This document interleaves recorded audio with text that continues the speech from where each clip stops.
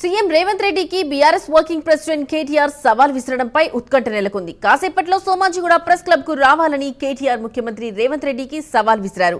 కేటీఆర్ ఆధ్వర్యంలో తెలంగాణ భవన్ నుంచి బీఆర్ఎస్ ఎమ్మెల్యేలు నేతలు ప్రెస్ క్లబ్ కు వెళ్లేందుకు సిద్ధమవుతున్నారు.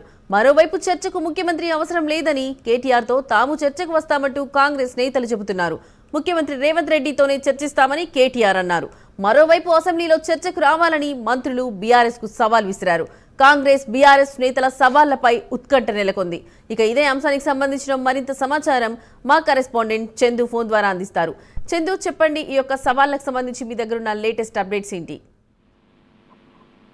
లక్ష్మి, తెలంగాణలో కాంగ్రెస్ బీఆర్ఎస్ నేతల మధ్య సవాళ్లు అయితే కొనసాగుతున్నాయి. ఇటీవల ఎల్బీ స్టేడియం వేదికగా కూడా సీఎం రేవంత్ రెడ్డి కేసీఆర్ చర్చకు రావాలి సమస్యలపై అంటూ కూడా సవాలు విసిరిన నేపథ్యంలో దానికి కౌంటర్ గా BRS party working president KTR కూడా సవాలు విసిరారు. దీనిపై ప్రధాన ఉత్కంఠ నెలకొంది. 72 గంటలు సీఎం రేవంత్ రెడ్డి సమయం ఇస్తున్నా సోమాజిగూడ ప్రెస్ క్లబ్ కు రావాలి, రైతులకు ఎవరు ఏం చేశారో తేల్చుకున్నాం, ఖచ్చితంగా రావాలి, తప్పించుకోవద్దు అంటూ కూడా ఆయన చెప్పారు. ఈ క్రమంలో 72 గంటలు పూర్తయింది.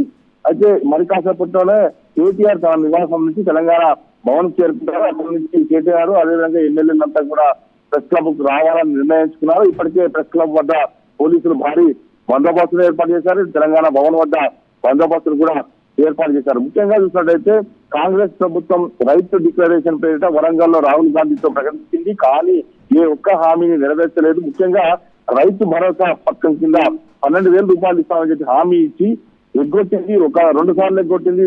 తాజాగా మాత్రమే వేసింది. కాబట్టి ఆ విషయంలో రైతు బంధు విషయంలో బీఆర్ఎస్ ప్రభుత్వం ఉన్నప్పుడు ఏం చేసింది అనేది ఖచ్చితంగా చర్చిద్దాం, ఖచ్చితంగా రావాలి అంటూ కూడా ఆయన సవాలు ఇస్తారు. అదేవిధంగా మొత్తంగా అంటే కాంగ్రెస్ ప్రభుత్వం వచ్చిన తర్వాత రైతు బంధు కావచ్చు, రైతు భరోసా కావచ్చు, రైతు బీమా కావచ్చు, వీటి ఏదైతే రుణమాఫీ కావచ్చు, వీటిలో మొత్తం 39,000 కోట్ల రూపాయలు రైతులకు కాంగ్రెస్ ప్రభుత్వం ఎగరామం పెట్టిందంటూ కూడా బీఆర్ఎస్ నేతలు విమర్శలు చేస్తున్నారు. మరోవైపు కాంగ్రెస్ పార్టీ మాత్రం రైతు సంక్షేమ రాజ్యం కాంగ్రెస్ వచ్చినాకనే సాధ్యమైంది అంటూ కూడా వాళ్ళు చెప్తున్న క్రమంలో మొత్తంగా సవాళ్లు ప్రతిసవాళ్ళు అయితే కొనసాగుతున్నా. ప్రస్తుతం సీఎం రేవంత్ రెడ్డి అయితే ఢిల్లీ పర్యటనలో ఉన్నారు. అయితే ఇప్పటికీ మరి కాసేపట్లో సిఎల్పీ కార్యాలయానికి కూడా బీఆర్ఎస్ పార్టీ కాంగ్రెస్ పార్టీ సంబంధించినటువంటి ఎమ్మెల్యేలు ఎమ్మెల్సీలు కూడా అక్కడికి వస్తున్నారు. వాళ్ళు అక్కడి నుంచి ప్రెస్ క్లబ్ కు రావాలని కూడా నిర్ణయించుకున్నారు. మొత్తంగా చూస్తుంటే హై టెన్షన్ వాతావరణం అయితే ప్రస్తుతం కనిపిస్తా ఉంది. ఎందుకంటే పోలీసులు మరి ప్రెస్ క్లబ్ వద్దకు రాణిస్తారా లేకపోతే అక్కడే అడ్డుకుంటారా అనేది చూడాల్సి ఉంది. మొత్తంగా చూసినట్టయితే బీఆర్ఎస్ పార్టీ కూడా చాలా సీరియస్ గా చర్చలు సిద్ధమంటూనే చెప్తా ఉంది. మొదటి నుంచి చర్చకు రావాలంటుంది.